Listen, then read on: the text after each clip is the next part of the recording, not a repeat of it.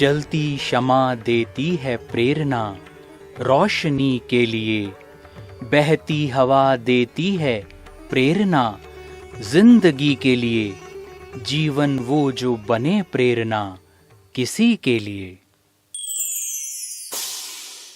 प्रेरणा कार्यक्रम में आप सभी का हार्दिक स्वागत है। मित्रों, इस कार्यक्रम में हम कुछ ऐसी हस्तियों से आपको रूबरू करवाने जा रहे हैं जिन्होंने अपना संपूर्ण जीवन ईश्वरीय सेवा अर्पित कर दिया, जिन्होंने न स्वयं अपने आप को ईश्वर के रंग में रंगा बल्कि लाखों आत्माओं को आध्यात्म के पथ पर चलने के लिए प्रेरित किया। ये कार्यक्रम ऐसी ही महान विभूतियों को अर्पित है, समर्पित है। प्रेरणा।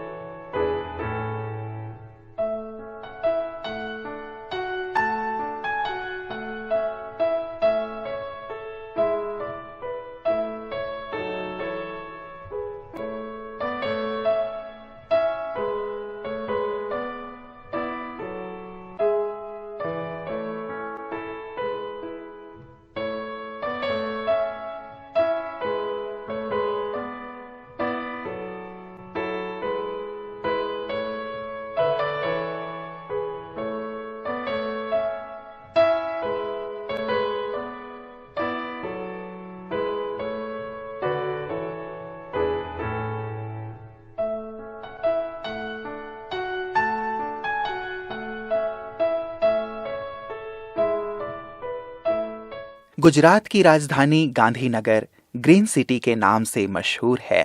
राष्ट्रपिता महात्मा गांधी की याद में इस शहर का नाम गांधीनगर रखा गया है। भारत में चंडीगढ़ के बाद दूसरा योजनाबद्ध शहर गांधीनगर में प्रजापिता ब्रह्मा कुमारी ईश्वरी विश्वविद्यालय के मुख्य संचालिका के रूप में आदरणीय कैलाश दीदी जी निमित्त हैं। दीदी जी का जन्म 1947 में देवभूमि हिमाचल प्रदेश में हुआ। आप बचपन से एकांत प्रिय एवं शांति के उपासक रहे। सर्व को सहयोग देना, उदारता एवं रहम दिल के आप प्रतिमूर्ति हैं।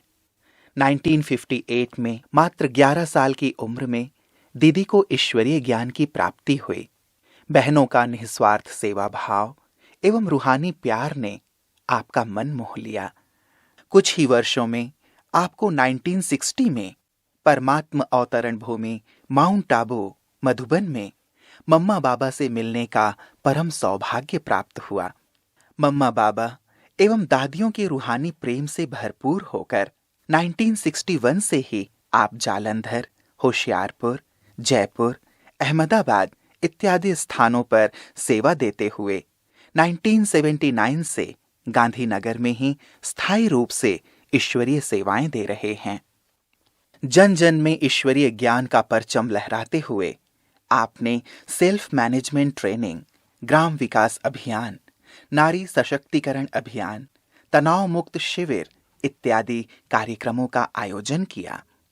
वर्तमान समय दीदी के नेतृत्व में 4 सेवा केंद्र और 50 गीता पाठशालाओं में 3000 से भी अधिक विद्यार्थी परमात्म पालना का आनंद ले रहे हैं। ओम शांति। मेरा नाम कैलाश है। बाबा कैलाश पहाड़ी बोलते थे।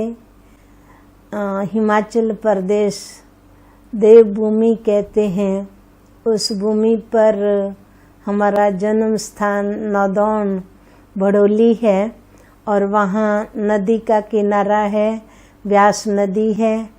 वहाँ पर हम पिताजी के साथ और माताजी के साथ बाबा के घर सेंटर पर गए। वहाँ पर बहुत अच्छा लगा और चंद्रमणि दादी जी का भी लेक्चर सुना था। तब से हमारे को ऐसा लगा कि हम भी ऐसी जीवन बनाएं। और फिर जब हम गीता पाठशाला पर गए और बहनों ने कोर्स भी कराया हम लोगों को बहुत अच्छा लगा, रोज जाने लगे। फिर धीरे धीरे हमारा जो परिवार था वो वैसे खूब भक्ति भाव वाला था। हमारे पिताजी के 6-7 गुरु भी थे। लास्ट गुरु के पास हम भी जाती थी और वहाँ पर बहुत अच्छा ज्ञान मना गुरुजी भी सुनाते थे।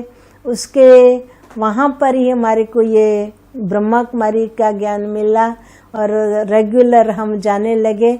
और उसके बाद जो हमारे सेंटर पर हम लोग ज्ञान में चलते थे तो परिवार का ही बंधन भी आया। फिर काफ़ी बहनों ने हमें मदद की ज्ञान में, और जब हमारे को बहुत बंधन लगने लगा और सब रोकने लगे कि कैलाश बहन आप अनपढ़ हो, आप पढ़ी लिखी नहीं हो, आप बोलती नहीं हो, आपको कुछ आता नहीं है, इसीलिए आप सेंटर पर ना रह करके घर में रह करके रोज सेंटर पर आना। और मेरे को बहुत इच्छा थी कि मैं कैसे भी करके ब्रह्मा कुमारी बनूं। जैसे सभी बहनें सेवा करती है ऐसे मैं भी सेवा करूं, बस मैं भी ऐसी जीवन जल्दी से जल्दी बनाऊं। लेकिन जब मुझे सब लोग कहते थे कि आप सेंटर पर नहीं रह सकेंगी, तब मुझे बहुत फील होता था।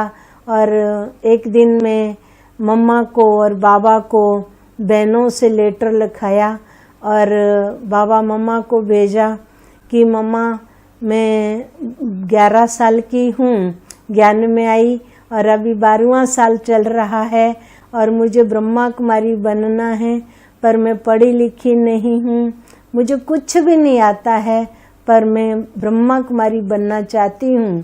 तो मुझे सभी लोग ऐसा कहते हैं कि आप ब्रह्मा कुमारी नहीं बन सकेंगी।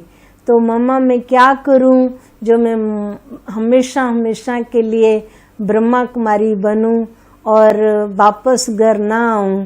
बहने या भाई बहन कहते थे कि आप 1-2 महीने में ही वापस घर में आएंगी, इसलिए पहले से ही घर में रहो। तो मम्मा बाबा ने बहुत बहुत अच्छा मेरे को लेटर लिखा और वो लेटर बहनों ने मुझे सुनाया, मुझे बहुत खुशी हुई। मम्मा ने बहुत अच्छा बताया कि बच्ची जब तू घर से इस सेंटर पर आओ तो उस समय ऐसा सोचना कि ये घर मेरा सदा काल के लिए घर है। और दूसरा मम्मा ने लिखा था कि बच्ची जीते जी आई हो, मरने के बाद मेरी यहाँ से अर्थी निकलेंगी, मैं नहीं। तो वो भी बहुत अच्छा रहा। और तीसरा मम्मा ने लिखा था कि बच्ची कभी भी इधर की बातें उधर मना पर चिंतन वगैरह नहीं करना। और फिर मम्मा ने ये भी लिखा था कि बाबा तेरे को जहाँ भी रखे, जिस भी सेंटर पर रखे, वहाँ तेरे को सेवा करनी है, हर एक का ध्यान तेरे को रखना है, तेरा ध्यान कोई नहीं रखेगा। तो ये जो सब बातें थी वो मुझे बहुत अच्छी लगी और बहुत अच्छा मेरा उन बातों पर ध्यान रहा। वैसे मैं पहली बार 60 में मधुबन में गई थी, बाबा मम्मा को मिली थी। बाबा मम्मा ने बहुत ही अच्छी तरह से बहुत प्यार किया।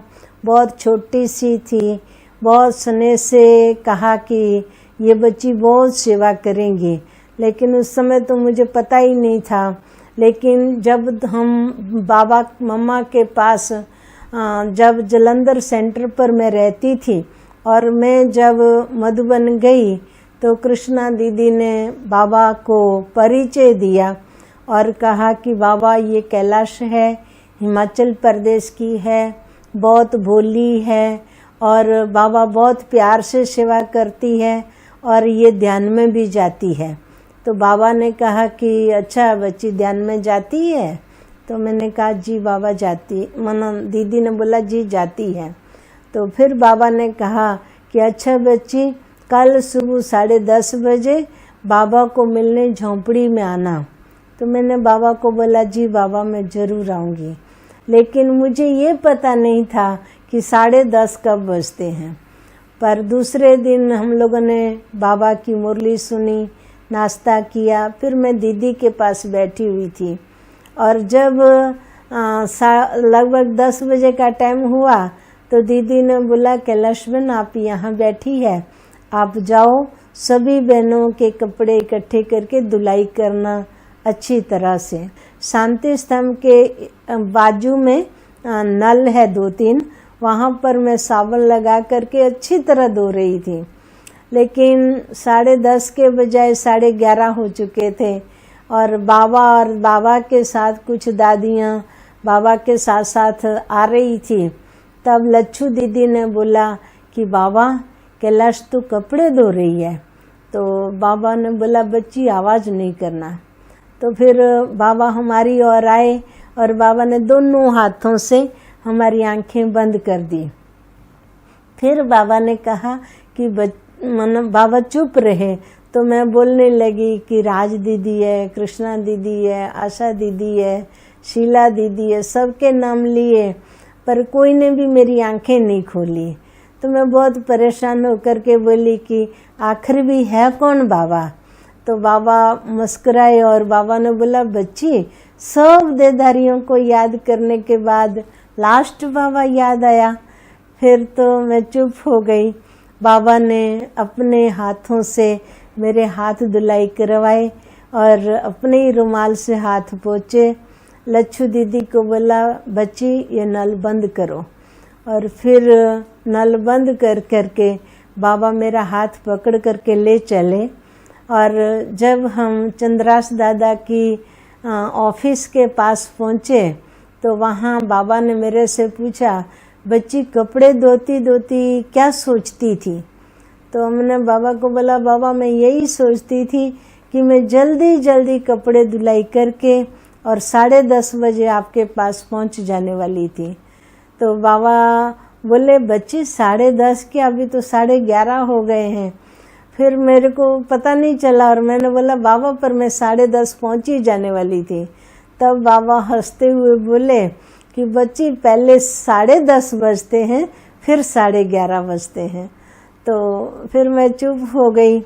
बाबा झोंपड़ी में ले गए और बाबा ने अपने ही सामने बिठाया और बाबा ने कहा कि बच्ची कल तेरी टीचर ने बोला था कि तुम ध्यान में जाती हो, तो अभी जाओ और ऊपर जो बाबा को देखती है उसको भी देख के आओ और देखना कि मेरे में और ऊपर वाले बाबा में क्या फ़र्क है, और बाबा की बहुत बहुत याद देना बाबा को।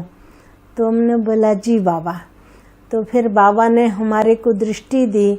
हमारे साथ और भी बहुत सारी दादियाँ थी और फिर बाबा ने वतन में भेजा। जब वापस आई तो बाबा ने पूछा कि बच्ची बाबा को मिली, बाबा को देखा? मैंने कहा जी बाबा। फिर बाबा ने पूछा कि बच्ची ऊपर वतन में बाबा कैसे थे? तो मैंने बाबा को बोल दिया बाबा ऊपर वाले बाबा बहुत अच्छे थे। तो बाबा ने पूछा कि बच्ची मैं?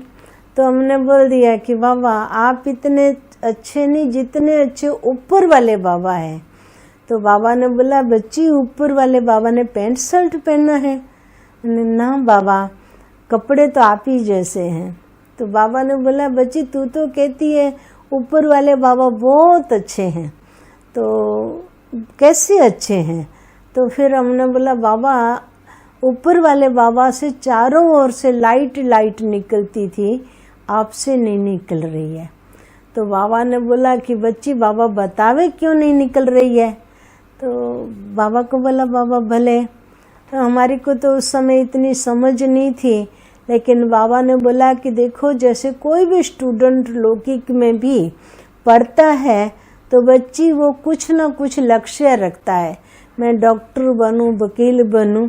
ऐसे ही बाबा भी शिव बाबा का स्टूडेंट है। तो बाबा भी पुरुषार्थ करते करते जो तूने ऊपर बाबा को देखा ऐसे बाबा बन जाएंगे। ये बाबा पुरुषार्थी है और जो बच्ची तूने वतन में बाबा को देखा वो बाबा की फाइनल संपूर्ण स्टेज है। तो हमने बोला जी बाबा। फिर बाबा ने बोला बच्ची तेरा इतना अच्छा पार्ट है तो तू पंजाब में क्यों रहती है? तो बाबा को बोला बाबा मैं कहाँ रहूं? तो जहाँ बाबा भेजेंगे वहाँ जाएंगी। बाबा को बोला जी बाबा। बाबा ने फिर मेरा प्रोग्राम जयपुर में बनाया और मैं जयपुर में गई और जयपुर में बाबा ने बोला बच्ची वहाँ पर बाबा को भोग लगाना और बाबा की सेवा करना। बाबा को बोला जी बाबा। फिर मैं जयपुर में 8-9 मास रही। फिर बाबा ने मधुबन में बुलाया और मधुबन में बुला करके बाबा पूछ रहे थे बच्ची तेरी इतनी अच्छी जीवन थी फिर तुम क्यों ब्रह्मा कुमारी बनी। तो बाबा को बोला बाबा मुझे तो बहनें बहुत अच्छी लगी। बाबा ने बोला और क्या अच्छा लगा बच्ची। तो हमने बोला बाबा आपकी मुरली अच्छी लगी। तो बाबा ने बोला कि बच्ची मुरली रोज पढ़ती हो। मैंने बोला मुरली तो नहीं पढ़ती हूँ। तो बाबा ने बोला क्यों नहीं पढ़ती है, जब मुरली अच्छी लगती है तो पढ़नी चाहिए ना बच्ची। तो बाबा को बोला बाबा मुझे तो पढ़ना नहीं आता, मैं पढ़ी हुई नहीं हूँ। तो बाबा ने ऐसे ही हाथ देखा और बोला बच्ची पढ़ना तो बहुत था, पढ़ी क्यों नहीं। तो मेरे को इतना मालूम नहीं था, लेकिन सबसे सुनते हैं तो मैं भी बोल गई कि बाबा ड्रामा में नूंद नहीं होंगी इसलिए मैं नहीं पढ़ी। तो बाबा मुस्कुराए और बाबा ने बोला कितनी भोली बच्ची है, भगवान का दिया हुआ ज्ञान भगवान को ही सुना रही है। तो फिर मैं चुप हो गई। फिर बाबा ने कहा बच्ची तेरी तो उम्र भी बहुत छोटी है बच्ची, तेरे को सन्यासी बनना था तो वो ये जीवन तेरी सन्यासी जीवन ही है, लेकिन बच्ची उम्र बहुत छोटी है। तो मुझे मरने में बहुत इंटरेस्ट था, मुझे मरना बहुत पसंद था। मैं कई बार ऐसा सोचती थी कि कब वो दिन आवे जो मैं शरीर छोड़ूं। तो बाबा से भी मैंने पूछ लिया कि बाबा मैं कैसे मरूंगी। तो बाबा ने बोला बच्ची ऐसे ही काम करती करती सो जाएंगी और मर जाएंगी। तो मुझे बहुत खुशी हुई और मैंने बाबा को बोल दिया बाबा आप मिले हैं उसकी मुझे खुशी है, पर मरने की बहुत बहुत खुशी है। तो बाबा ने एकदम गंभीरता से पूछा बच्ची कुछ दुख है, कोई तकलीफ है, क्यों मरना चाहती हो। तो मैंने बाबा को बोला बाबा मैं मरूंगी तो दूसरे जन्म में बहुत बहुत पढ़ूंगी और फिर बहुत सेवा करूंगी। बाबा ने बोला कि बच्ची पढ़ने के लिए ही मरना चाहती हो। मैं जी बाबा पढ़ने के लिए ही मरना चाहती हो। जी बाबा। बाबा ने बोला अरे बच्ची पढ़ना ही है, मुरली पढ़नी है ना, तेरे को बाबा पढ़ाएंगे। तो बाबा ने फिर बोला शाम को बच्ची 5 बजे के आसपास आना। बाबा शाम को सभी बच्चों के आए हुए लेटर शाम को सुनते हैं, तो उस समय बाबा तेरे को भी पढ़ाएंगे। तो पहले तो मैंने बाबा को मना किया, लेकिन बाबा ने खूब फोर्स किया। तो बाबा के कहने अनुसार शाम को मैं बाबा के ऑफिस में गई। काफ़ी दादियाँ वहाँ बैठी हुई थी। बाबा ने ईशु दीदी को बोला बच्ची अभी बंद करो, और बच्ची आ गई है, बाबा को इस बच्ची को मुरली पढ़ना सिखाना है। तो सब दादियाँ हंसने लगी, लेकिन फिर भी बाबा ने मेरे को भी बिठाया और बाबा ने कहा बच्ची बाबा को हिंदी बहुत अच्छी आती है, फिर भी बच्ची तेरे को बाबा सिंधी में मुरली पढ़ना लिखना सिखाएंगे। तो मेरे को तो कुछ आता ही नहीं था, मेरे लिए तो हिंदी इंग्लिश या सिंधी एक ही था सब। तो बाबा ने सिंधी में लिखना शुरू किया। 1-1.5 लाइन बाकी होगी, उसी समय रुक्मणी दादी का जयपुर से फोन आया। दादी ने बोला बाबा को कि बाबा कैलाश बहन को जल्दी से जल्दी जयपुर भेज दो, क्योंकि यहाँ पर बहुत सारी पार्टियाँ भी आ रही है और म्यूजियम समझने वाले भी बहुत लोग आते हैं। तो बाबा आप कैलाश बहन को भेजो। तो बाबा मेरे को देखने लगे। बाबा ने बोला बच्ची तेरे को जयपुर बुला रहे हैं। तो मुझे बहुत अंदर दुख होने लगा और मैं सोचने लगी कि देखा ना मेरा पढ़ना नसीबों में ही नहीं है। तो मैं बहुत दुखी हो गई और ऐसे ही गुमसुम बाबा के पास बैठी रही। बाबा ने बोला बच्ची तेरे को बच्ची बुला रही है तो जाना पड़ेगा बच्ची। तो मैंने बाबा को बहुत दुखी होकर के बोला कि बाबा मैंने सच बोला था ना कि पढ़ना ड्रामा में नूंद नहीं है। तो बाबा ने, और मैं ना ऐसे कह करके बहुत रोने लगी। बाबा बहुत प्यार से बहुत शांत कर रहे थे, बच्ची चुप बच्ची चुप, लेकिन और ही अधिक रोना आता था। बड़े प्यार से बड़े ढंग से बाबा ने शांत किया मुझे। और फिर बाबा ने कहा बच्ची तेरे को मुरली पढ़ना ही सीखनी है ना, बच्ची भले जयपुर जाओ पर सुनाओ तेरे जयपुर की दिनचर्या क्या है। फिर हमने सुनाया, जब सब सो जावे ना रात्रि को तब तू कॉपी पेन लेकर के बाबा की याद में बैठना, शिव बाबा तेरे को पढ़ाएंगे। तो मैं बहुत मूंझ गई कि ऐसे कैसे बाबा बोल रहे हैं। शिव बाबा तो निराकार है और ऊपर के रहने वाला है, और ब्रह्मा बाबा मधुबन और मैं जयपुर में, मुझे बाबा कैसे पढ़ाएंगे।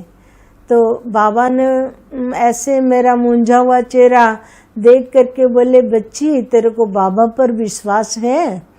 मैंने कहा बाबा विश्वास तो है, तभी तो आपके यहाँ हूँ।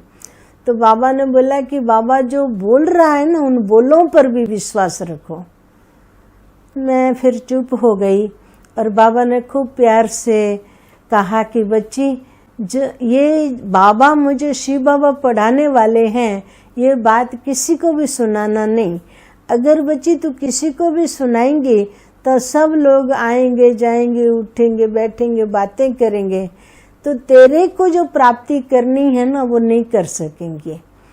तो ऐसे कह करके बाबा ने मुझे जयपुर भेजा।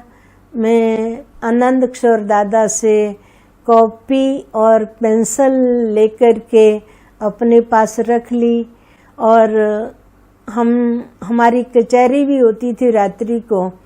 कचहरी जब हुई, कचहरी होकर के सब लोग अपने अपने सोने के लिए गए, मैं भी सो गई। पर मुझे नींद ही ना आवे, बार बार बाबा की याद आवे कि बच्ची तुम कॉपी पेन लेकर के बैठना और शिव बाबा को याद करना, और बच्ची तुम जब बाबा को याद करेंगी तो शिव बाबा तेरे को पढ़ाएंगे। तो मैं ये सोचती थी कि कैसे पढ़ाएंगे कैसे पढ़ाएंगे। ऐसे सोचते सोचते फिर जब रात हुई हम बाबा को याद करने बैठे और सब लोग मना सोए, हम भी सो गई थी पर नींद ही ना आवे। और फिर उठ करके कॉपी पेन ले करके रुक्मणी दादी के ऑफिस में ही बैठी और बाबा को याद करने लगी। याद करते करते फिर बाबा ने ध्यान में बुला लिया, और जब वतन में गई तो इस ओर से मैं जा रही थी और सामने से बाबा आ रहे थे। बाबा मुस्कुरा रहे थे। बाबा ने बोला बच्ची तू तो बहुत चिंता करती थी। तो बाबा को बोला बाबा मैं यही सोचती थी कि आप तो मधुबन में थे और शिव बाबा ऊपर और मैं जयपुर में, तो मुझे बाबा कैसे पढ़ाते। तो बाबा मुस्कुराते हुए बोले बच्ची रोज बाबा मधुबन से तेरे को यहाँ पढ़ाने आएंगे, फिर तो तू पढ़ेंगी ना बच्ची। जी बाबा। फिर मेरे को उस समय मानो साकार बाबा अलग है और सूक्ष्म वतन वाले बाबा जो हैं वो साकार बाबा की संपूर्ण स्टेज है, वो मुझे कुछ मालूम नहीं था। तो फिर मैं लगभग 8-9 दिन हर रोज वतन में जाती थी। ऐसे बाबा 10-15 मिनट वतन में रखते होंगे, और जैसे मनुष्य बहन भाई पढ़ाते हैं ऐसे बाबा ने नहीं पढ़ाया था, क ख ऐसे नहीं बोला था, लेकिन बाबा ने ज्वाइंट अक्षरी बताए थे कि बच्ची शिव बाबा ऐसे लिखने का, ब्रह्मा बाबा ऐसे लिखने का, मम्मा ऐसे लिखने का, ज्ञान ऐसे लिखने का, योग ऐसे ज्वाइंट अक्षर बाबा ने मेरे को वतन में लिखना पढ़ना सिखाए थे। ऐसे करके मैं वतन में 8-9 दिन जा कर के पढ़ना लिखना सीखी थी। बाकी मैं स्कूल में नहीं गई।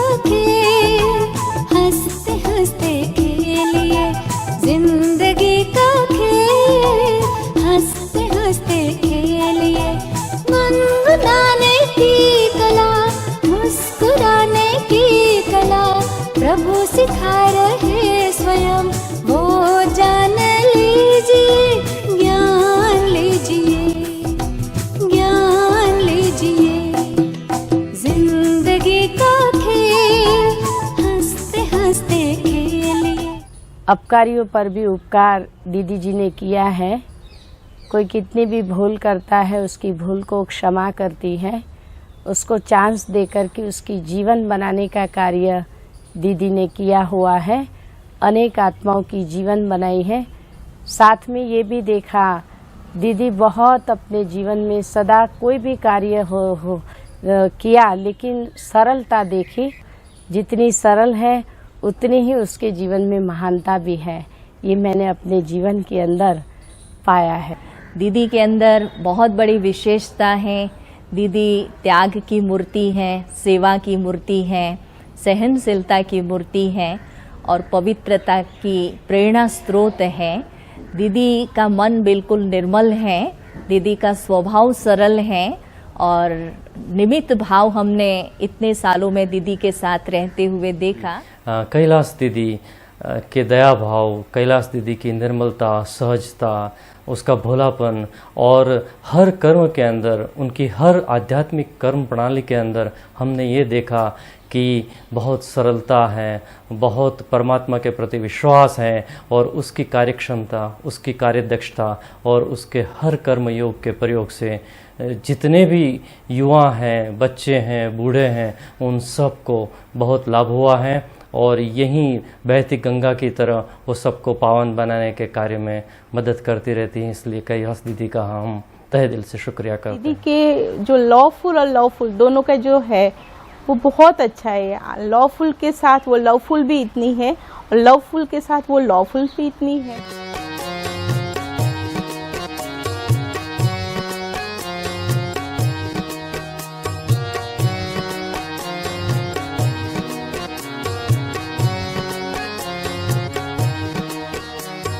प्रभु प्यार की रहमत बरसी,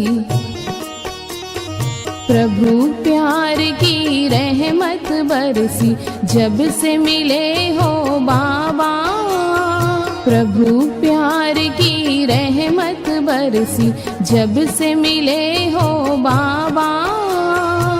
मधुबन में ही हमने पाया मक्का काशी काबा, मक्का काशी काबा। प्रभु प्यार की रहमत बरसी, जब से मिले हो बाबा। मधुबन में ही हमने पाया मक्का काशी काबा, मक्का काशी काबा। ओम शांति, ओम शांति, ओम शांति।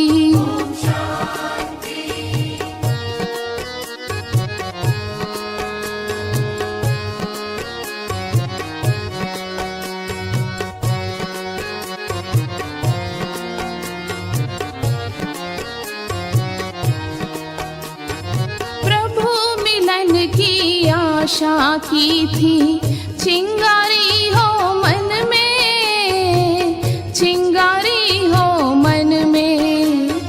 घूम घूम कर जली कहीं ना, अब जली मधुबन में, अब जली मधुबन में। आत्म ज्योत जली है मेरी, आत्म ज्योत जली है मेरी, जब से मिले हो बाबा। मधुबन में ही हमने पाया मक्का काशी काबा, मक्का काशी काबा। ओम शांति, ओम शांति, ओम शांति।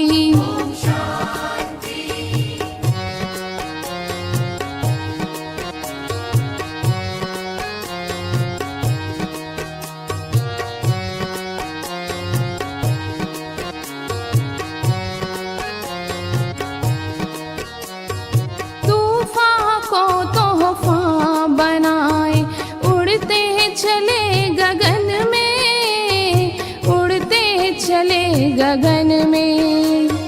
बाबा ही बाबा दिखता है मगन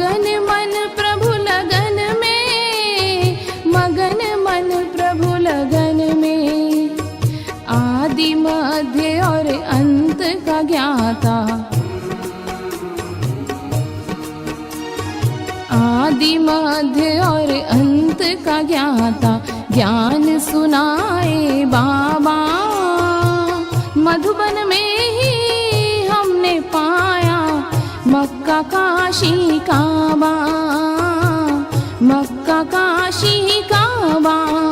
ओम शांति, ओम शांति, ओम शांति।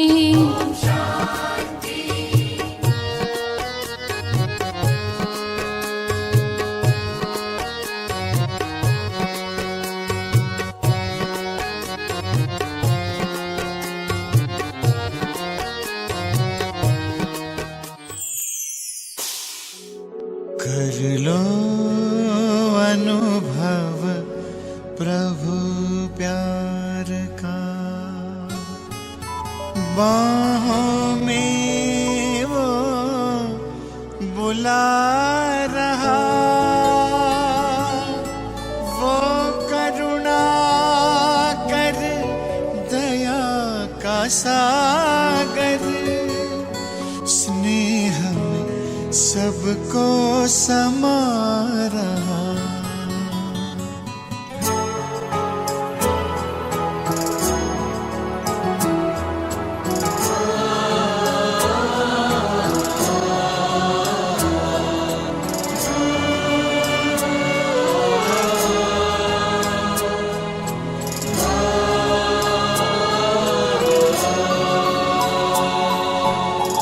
कर लो अनुभव प्रभु प्यार का, कर लो अनुभव प्रभु प्यार का, कर लो अनुभव प्रभु प्यार का।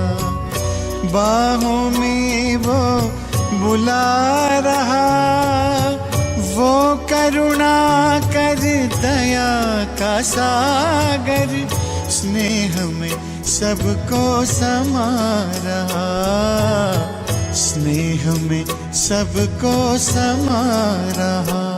आओ प्रभु शरण आओ,